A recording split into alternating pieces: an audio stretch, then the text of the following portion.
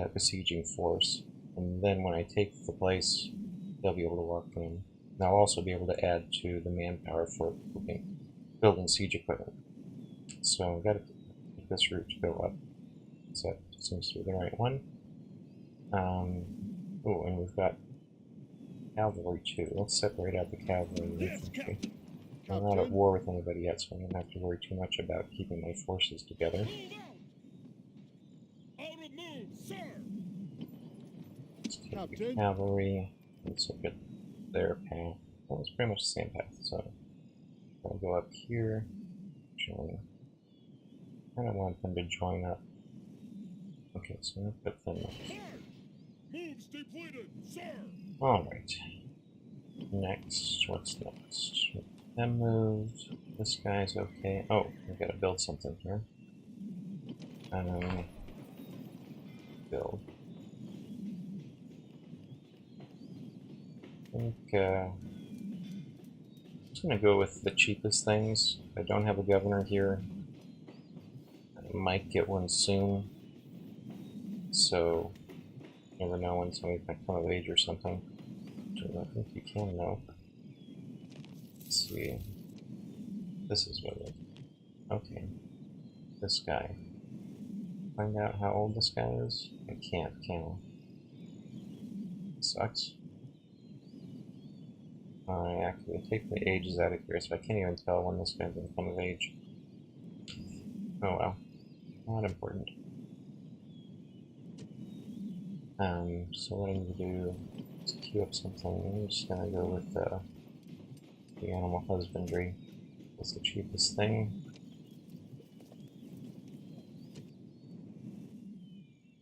I like to always be building as long as I can build something, unless I have a decent reason not to. Like if I was saving up to get a protectorate and I needed every penny, that would be one thing, but I'm not trying to join a protectorate. I'm just going to wipe them out. So for right now, I'm not worried about that. I'm more worried about building up my infrastructure. Okay, now there's something we can do with our king here, I think. Well, first of all, we need to move these guys out. Okay. We got 2 cavalry units. Send them over here. Here. And we got 3 other units we can send out. Okay. Alright. I think, yeah, our king has lots of movement, so I think what I can do is get right into the Brownlands here, right at the edge, and see if they have any units.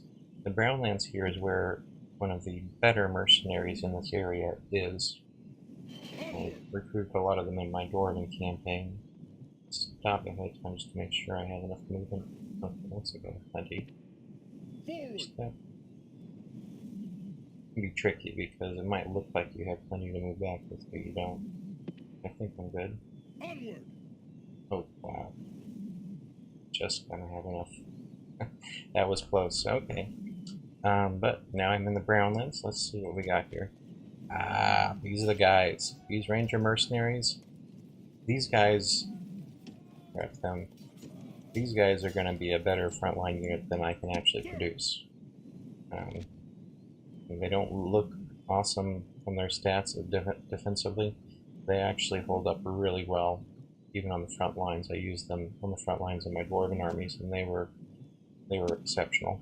Right, so I'm going to put them going towards front lines, and I'll move this king back in here. Captain, march! Move depleted, sir. Sure, you've got very high. Okay, that's the way it should be. Alrighty. Oh, we've got a spy. What are we going to do with the spy?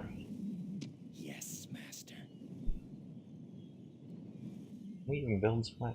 This is another thing. I don't think we can even build spies. Yeah. Look at that. I should say scouts. Of course, they're called scouts in this game. Yeah.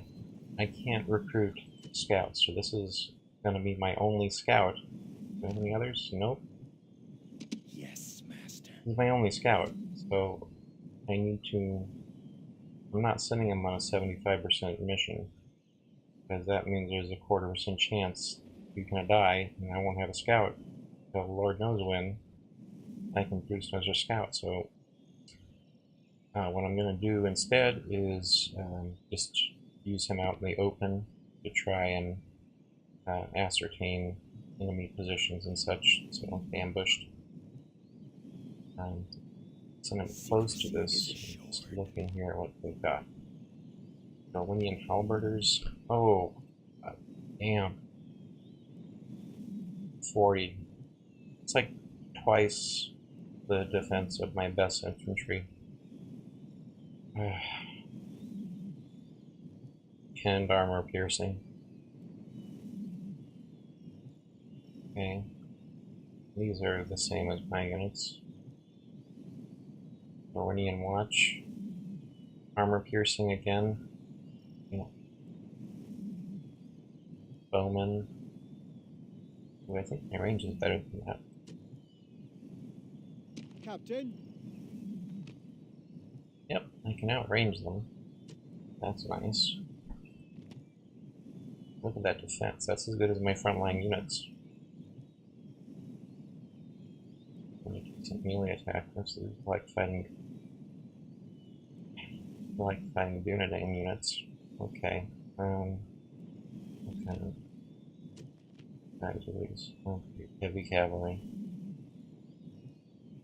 Well, my cavalry units have good anti-cavalry stats, so I think if I can get this guy isolated, there's no other supporting cavalry. Or if I can just take him out with range attack. Because this is another issue. You know, I want to use my archers to take out these characters as much as possible, but I don't actually have a lot of them.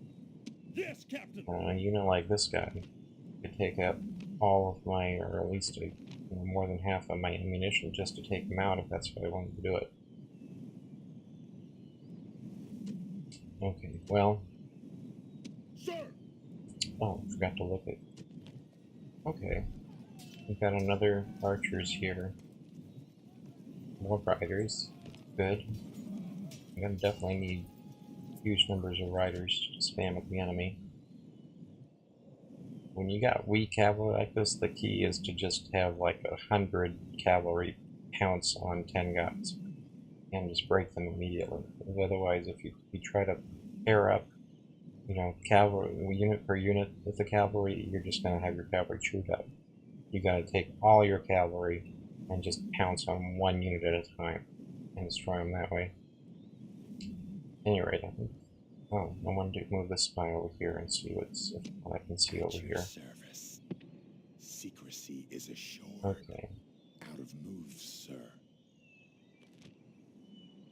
Another 6 units here. 7 units here. Okay.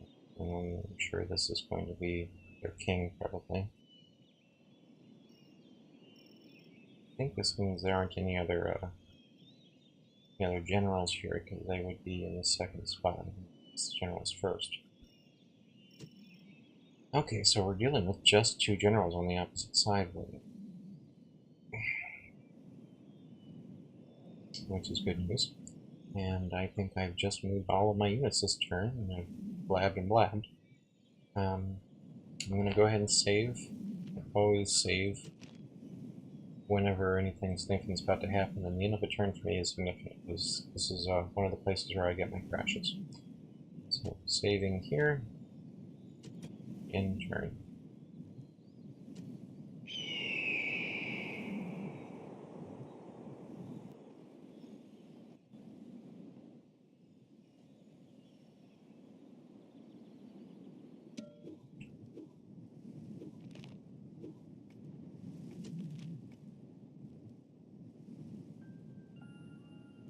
Save again.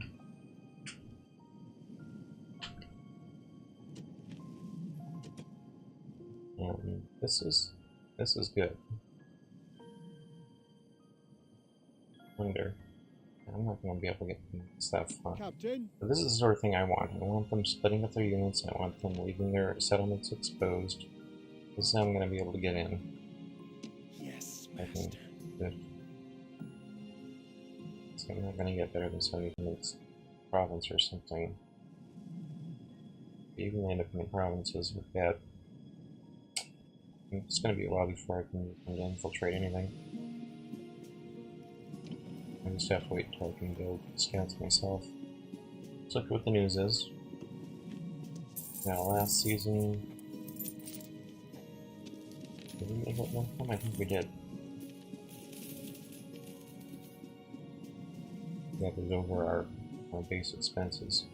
Yeah, because look here, we got like over 6,000. Our upkeep's only 3,000. Some good money. Nice. And expansion. Ooh, that's something I need to look at. So I'll show you that in just a second. We built 3 things. Nice. Got equipment done.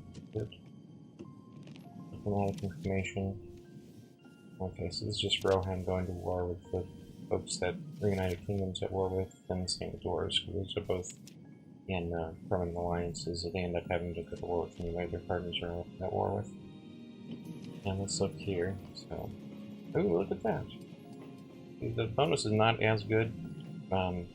Remember last turn he had the financial build policy, or the consultation rather, was 930. And he's still got a discount. It's still below 1,000, which is not usual. You know, oftentimes it's not that lucky. But they're not that good. He's an adept governor, so he's going to do well. Still not as low as it was, so as soon as that drops below, we'll unqueue some of these, get them up at the veteran rate.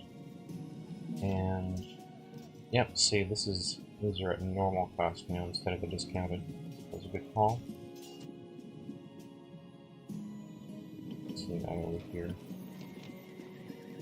Yeah, see, he's above 1,000 now for constructing the open policy. So, again, that was a good call. What's this here? Yep, and that went up a little bit. This is just very temporary. I'm sure it'll get down to 200 flat very soon. And we can go ahead and queue up our consultation. Consultation is always a good thing to build right off because it gives you a +5. The law that it reduces corruption and it makes it so you have more flexibility in where you can set your capital because you've got that a bit of extra cushion with your happiness. Ooh, we did something bad here. We forgot to set our taxes to high. And we need that income. Crap. Alright, well, we got a few people, a bit of a population out of it. Go ahead and queue up another emissary here. Alright, so what I want to do, what I usually like to do first in my turns is my diplomatic overtures. Because the things that you do with your military units during the turn can adversely affect your ability to negotiate things like trespassing, or of course attacking other factions. So at the very beginning of the turn, I like to get all my diplomacy out of the way. Of course, later in the turn, you might want to do things like negotiate a ceasefire or something. Your best chances to get money out of other factions diplomatically is to try to do that at the beginning of your turn each turn.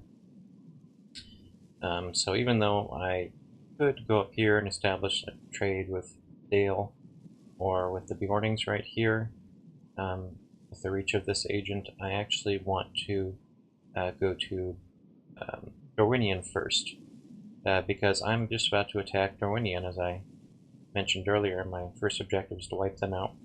And this is basically my one chance to try to get a little money out of them before I go ahead and attack them. So I'm going to send my diplomat over here Speak with them at once. to talk to a little faster. There we go.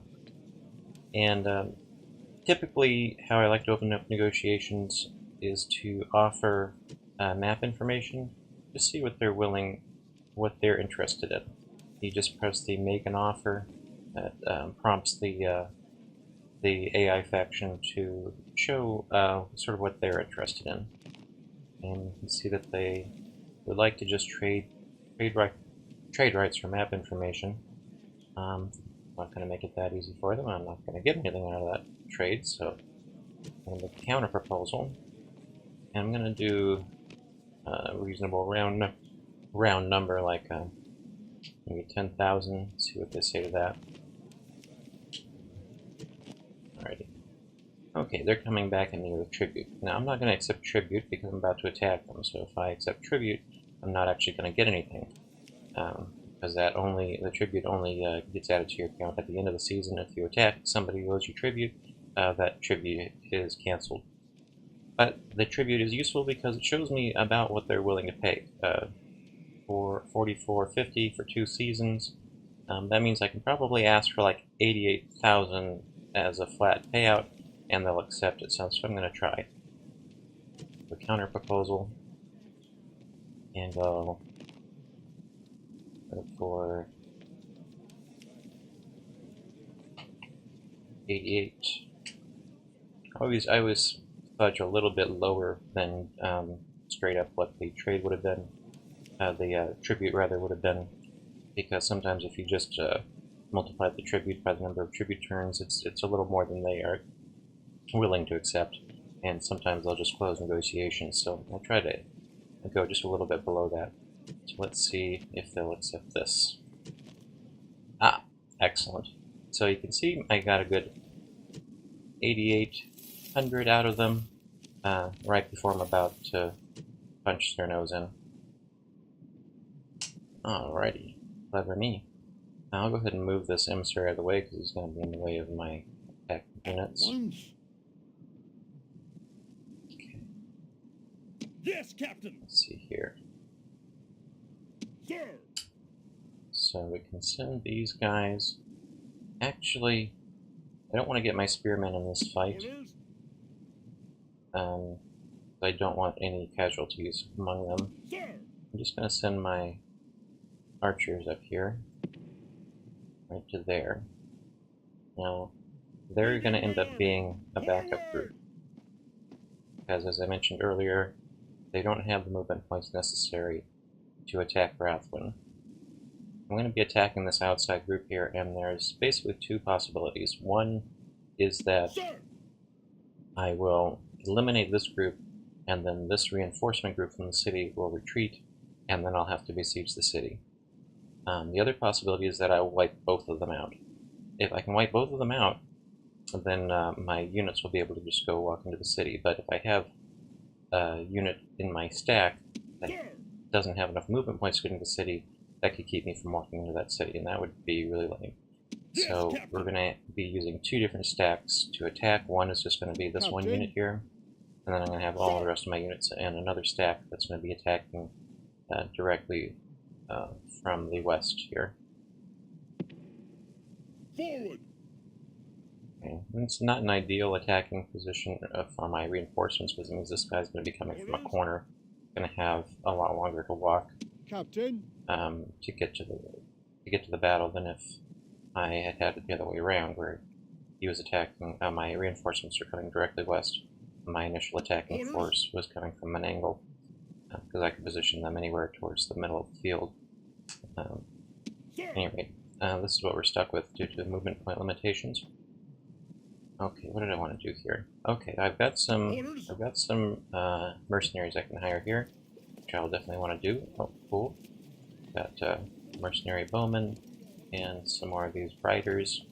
These riders are pretty equivalent to the ones that I can recruit. I think their base stats are actually lower, but because they have the 7 experience rather than 6, they're equivalent in the battlefield. A few less riders each, but I'm going to need all the units I can get for this battle. Go ahead and hire those guys. Then send my men here. Forward. And looks like I've got some more mercenaries. Yep, another one of these guys.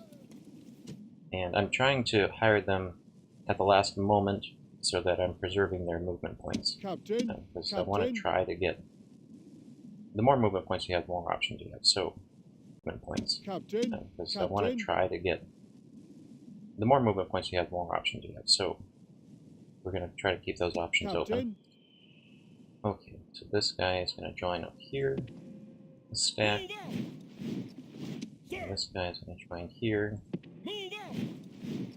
So we're in a good position here. We've got four cavalry units plus our heir, which is a pretty good size bodyguard at 30 units. Even though he's not a particularly... They're not heavy cavalry. They're more like a medium cavalry. Not even quite that good, I don't think, but they're not very good at they're not going to be very good at staying in melee, but they should give a decent charge, especially given that they're 30 units instead of one of these non-heir only 18 men. Alrighty. So I think we're ready to start our first battle here. I'm going to go ahead and save before the battle. I always like to save before an event. Good save.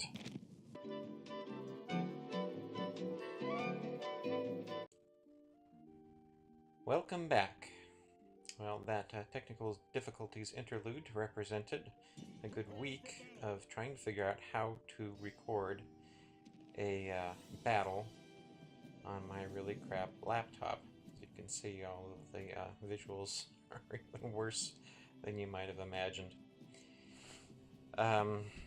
Yeah, I was able to prosecute this battle successfully the first time I encountered it, but I was not able to record it successfully. It was just black screen the entire time with my commentary. The first 8 times I recorded this battle, I did try to do a live commentary, but by the 8th time, the battle had lost a lot of its charm. The commentary was getting rather terse. So I decided to just concentrate on trying to figure out how to record the video and then do a commentary after the fact. But it took me probably another 20 tries to get the video to record. I ended up having to just record it in like 4-minute segments and then editing those together, and even then just everything at the lowest settings. So I'm going to be getting some nasty visual effects throughout this, but alright, this is pretty much the setup I came up with on my first approach, and haven't seen a need to change it at all. I'm using my general to lure out the enemy archers here, and once I get them as exposed as I can, I'm going to charge them. I had my reinforcement stack coming in from the southwest corner, which is not ideal, but it's what we were stuck with, and I'm having to run them all the way up that hill because otherwise they would not be able to participate in the battle. So they're going to be exhausted once they get up there, but at least they'll be able to shoot some arrows at people. Yeah, so once my general starts charging, I know I can catch these guys even if they try to run, so I'm exposing the rest of my cavalry now. When I can, I do like to start out battles with at least some of my units hidden. It allows me greater control of the battlefield. In most cases, in 20-odd times I've fought this battle, in most cases they do just let me take out this unit of bowmen, just equivocating back and forth with their other units. In this case, they did bring their infantry forward, and I had to make a short tactical retreat here. But they did end up... this is one of the annoying things about cavalry. As soon as they touch something, they're like, oh, I want to fight it. And I'm like, no, it's pointy, go away. Losing some men there. But getting rid of those bowmen is a top priority. First off, I don't really want to expose any of my own bowmen while those guys are still around, and I also don't want them taking pot shots on my cavalry if I can help it. So seeing that the infantry is retreating again there, I'm sending my cavalry back to finish them off. I did make a mistake there and order them to attack some of the... oh, here we go. Oh, now they got their halberders getting in the way, so we're having to retreat again. This battle was rather costly for my cavalry. The first battle that I was able to complete successfully, I didn't have that nearly as many casualties I'm going to end up having in this one. Oh, there's where I made the mistake. I accidentally told my cavalry to attack the spearmen because they were mixed up with the men in the bowman unit. And so some of my horses are coming down there to attack the spearmen. Like, no, up there, the bowman, god damn it. More losses to my cavalry, but really the cavalry are paradoxically, they are, in this campaign, the units that I can afford the most casualties from, because I'm really going to need all my bowmen that I can preserve for the siege battles to come to finish off Rhovanion. Later on, I'm sure my infantry will become more disposable, but in this initial part of the campaign where I really have to get rid of Rhovanion right off so I can start concentrating other fronts, my bowmen are essential for that, and I don't have too many of them to begin with. But I have a lot of these cavalry, and I don't really need them for the siege battles that much. At least not that many of them. So now I finished off the bowmen, and my next task is to get rid of that general. That's the only cavalry my enemy has on the field, so I want to eliminate that, and I'm trying to get him to chase either my own general or one of my other cavalry away from his supporting infantry so I can surround him and attack him with all of my cavalry.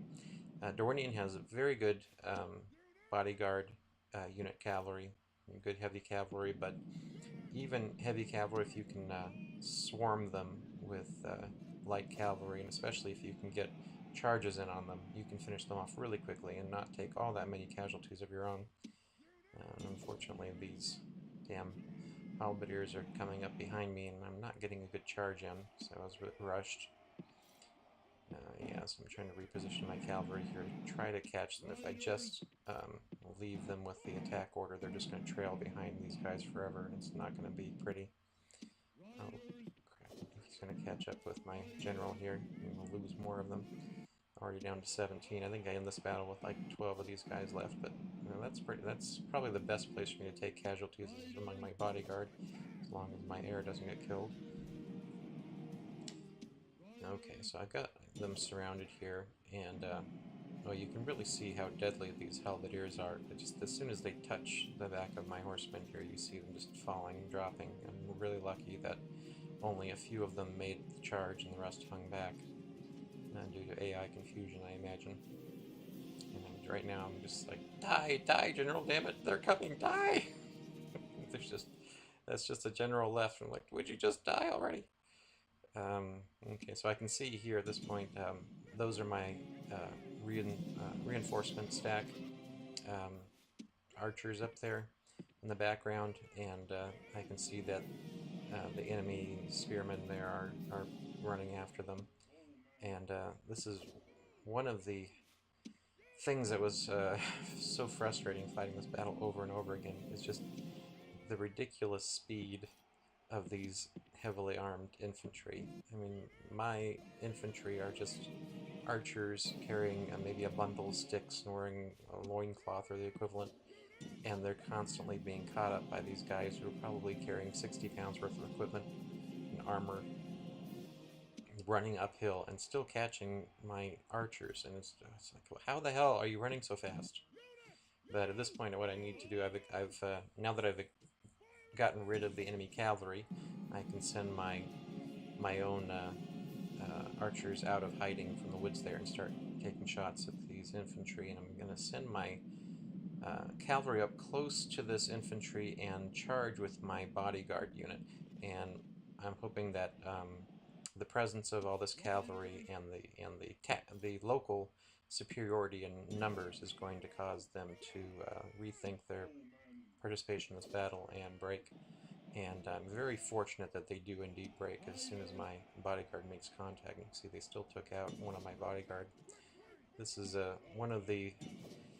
Rhovanion has one of the weaker bodyguards in the game. I'm not sure who would have a more weak bodyguard, maybe Rune or something, but you know, they're not excellent for charging. The only reason I use them so in this battle is just because I want to minimize the losses of my other forces. And you can see one of my cavalry units there is already below half strength. Throw at this broken unit to take it out. It's going to take them a little while, and that's by design. I don't want them to be smashed immediately, because if you'll notice in the mini-map there, we've got these reinforcements, enemy reinforcements coming from the northeast, and I want them to get a good ways onto the map before they decide to leave. If I just eliminate all of these initial forces immediately, they will decide to leave because they won't have anybody to support anymore. So they'll keep on walking onto the map, even if the initial enemy forces are all en route. They'll still march on there until I've run down the last of them. So this isn't too bad of an outcome.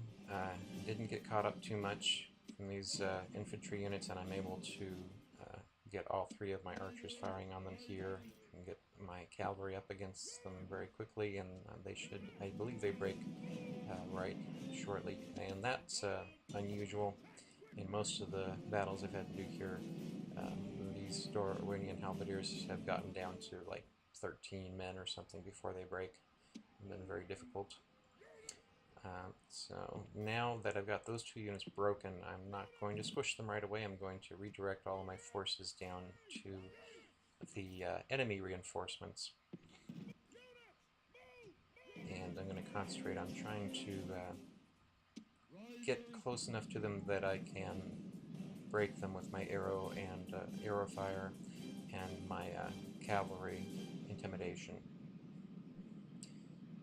And I'm just going to let that one unit of cavalry go ahead and run down and turn each of these initial units. Oh god, that was ugly.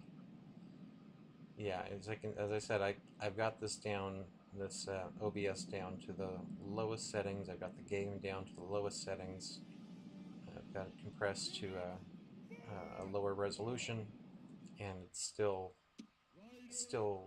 causing me problems. I really can't count on more than 4 minutes of recording at a time before there's some problem. I have to keep shutting it down and just shut it and going completely out of the program and then starting again and then coming back to the game, unpausing and continuing recording. So as you can see, because I haven't completely run down all of the the initial enemy units yet, these guys are still walking into the middle of the field. Let's see, they moved back a little bit there. I thought maybe they were retreating, but I should have known better. They're just selecting new targets, so they have a little shuffle in their unit formation when they're considering new targets.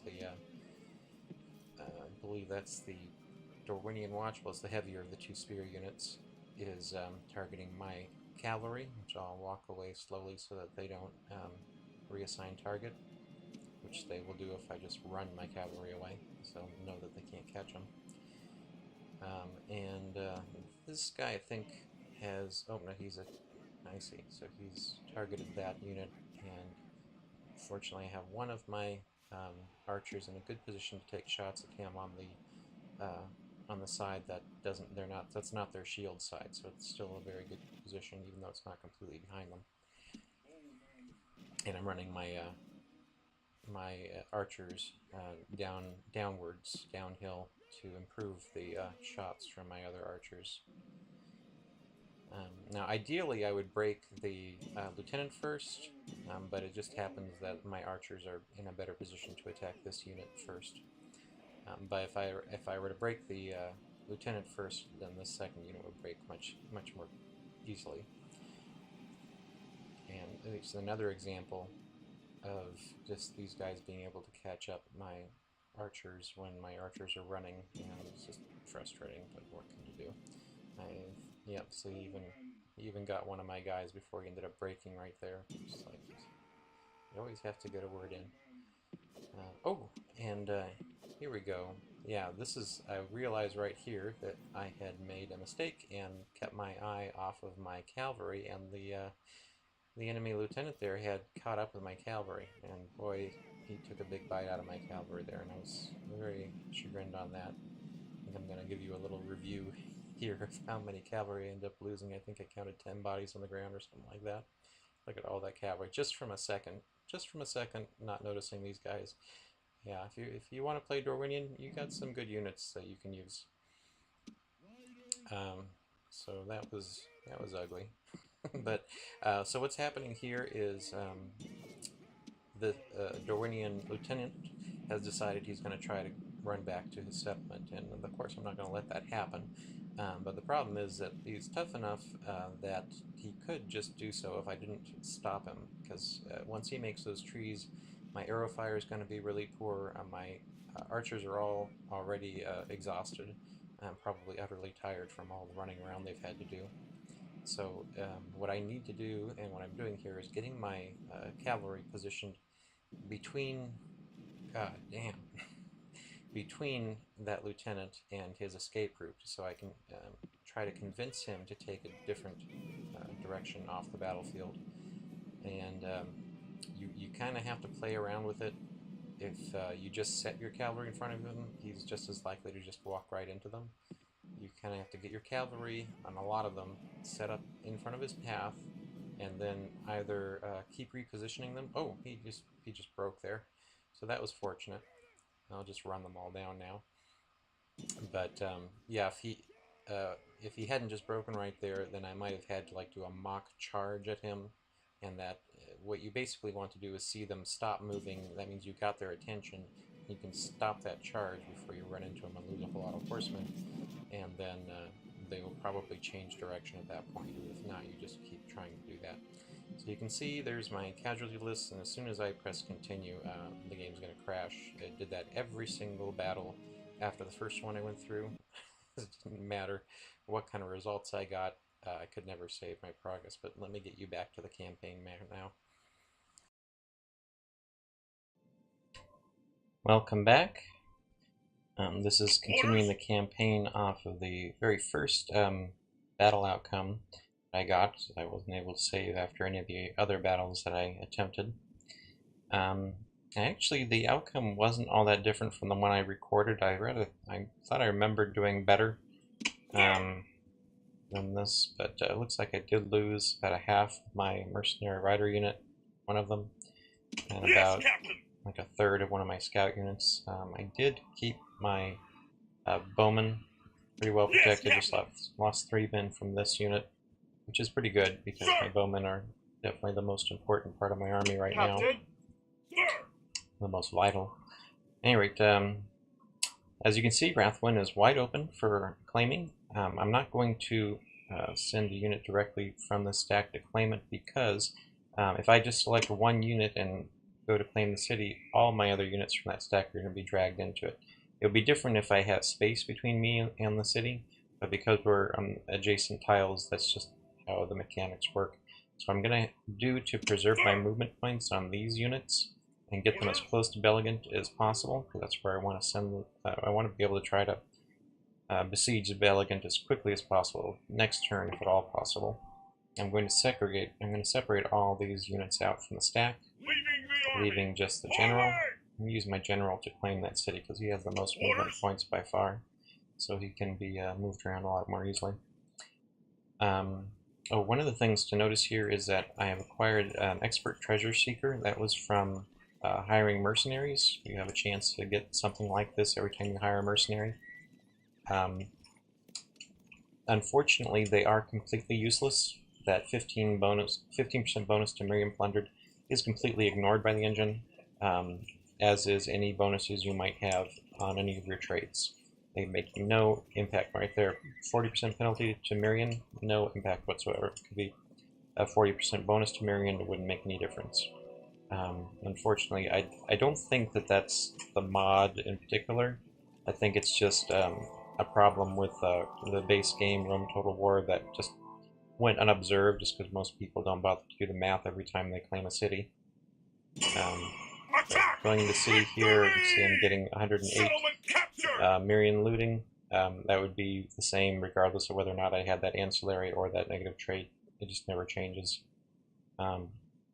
It's based off of, I think, pretty much just whatever the population is of the city. And none of the modifiers and traits or ancillaries have an impact on that, unfortunately. I'm not going to lay desolate or expel the population. I'm just going to occupy. I'm not going to lay desolate or expel the population. I'm just going to occupy because I'm going to want to use that population for recruitment as soon as I can get my pacification done.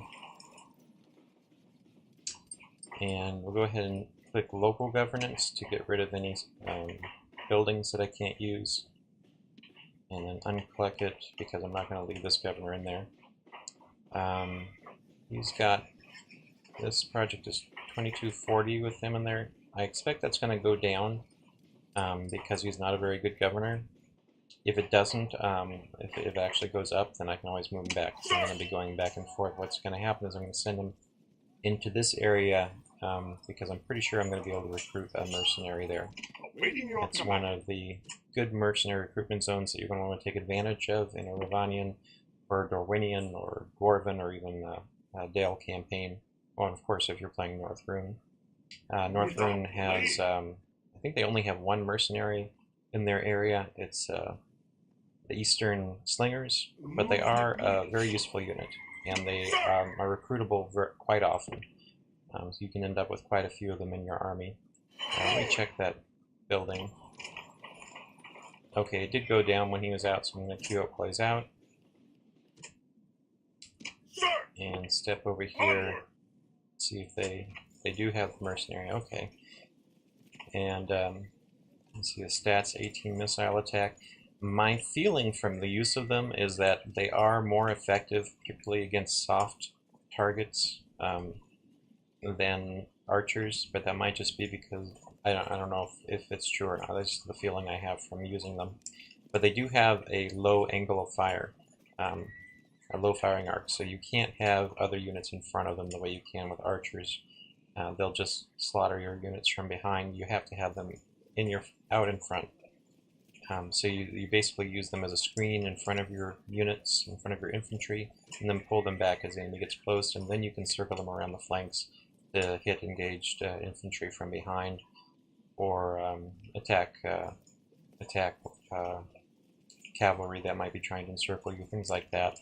I do think that while they're better against soft targets, they're not as effective as arrows against cavalry. It just doesn't feel that way, or maybe it's just because I try to use them against heavily armored cavalry and they're not as good. Anyway, I'm going to go ahead and hire them, and I'm going to check out my movement points are like here.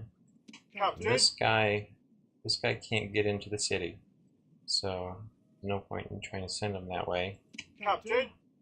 Let's see, this guy. Captain. Okay, so these hunters here have the lowest movement points, and they can reach that city. So I'm going to send them in there as the garrison initially, until I can get my spearmen up there. And now that they're in there, I can increase these taxes. Even though I'm going to lose some more population, I feel like it's worth it to get that bit more income, because I'm desperately in need of income right now. And also having the population go down a little bit initially will make it easier to govern and keep them from getting into a rebellion or something. Alrighty. So, oh, here's something to notice about stacks. You can see I just clicked on this stack and it's only got this relatively small movement radius. It's because of that unit, that the hunters. That was their movement radius while they were in the stack. And the stack remembers that, even though all of the units in the stack currently have more movement points. So you just need to be aware of that. You can actually utilize the larger movement points by selecting the units, rather than just selecting the stack. And let's see here. It looks like these three middle units have a good amount of movement points. I'm going to send them forward, because I think they're still in range of these slingers, so those will join up with them. And try to get these guys as close as I can to Belligand. And then I'll have these fellows come and join them. Onward! Joining forces! Out of move, sir. There we go. Sir! And this general with his movement points should give my stack here enough movement points to get to Beligan. Yep, see? That red line goes right to it. So with any luck, I'll be able to lay siege to Beligan next turn. These guys, remember you have to select them. They'll be able to come up right behind here. So if this stack gets attacked, they'll be able to come in as reinforcements. And because they're cavalry, Captain! they'll be pretty good at reinforcing the battle. Be able to get up to where they can be helpful pretty quickly. And I'll just move these guys closer to the front line that they need to get to. Okay, these spearmen I want to go to Rhovanion next turn, but they can't reach there right now. So rather than just send them as close there as possible, what I'm going to do is have them meet up with my general here. This will increase the deterrence of the stack. So Rhovanion will be less likely to just attack it during their turn, or if they do, they'll send more troops, which I don't mind because it means less troops in the garrison here when I finally get to besiege it. Which will make it easier to capture. Okay, so those have all moved. And then we got these cavalry. Looks like that's where they need to go. And we got. Okay, alrighty. What I can do here is move these spearmen in here to replace the present garrison, and then take these spearmen out and move them closer to Beligan. So they'll be more.